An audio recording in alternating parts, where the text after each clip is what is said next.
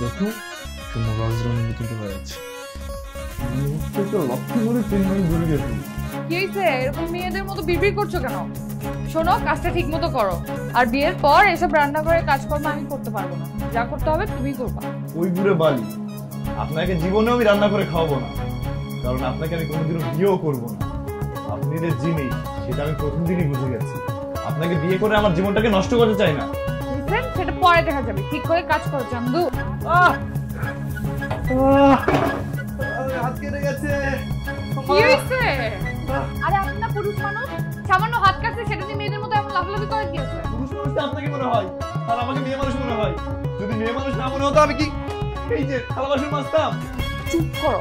এরকম ভেবে করে কাঁদলে মানুষ কি বলবে? আর আমার মা যদি শোনে তোমার সাথে তো জীবনেও বিয়ে দেবে না। আরে আপনার মতো ডাইনিকে আমি বিয়ে করতে চাই না। আপনাকে বিয়ে করা মানে দোজখের ভিতর ঝাঁপ দেওয়া। শোনো, এসব কথা বলে না কোনো লাভ নাই। তার থেকে বেটার তুমি নেক্সট অডিশনের জন্য রেডি হও। পরের অডিশন মানে? আমার পক্ষে আর অডিশন দেওয়া সম্ভব না। হবে চান্দু, হবে। তোমাকে দ্বারা সব পসিবল হবে। ঠিক করে কাজ করো। হায় আল্লাহ, এ তো দেখি ইবলিশের পল্টন।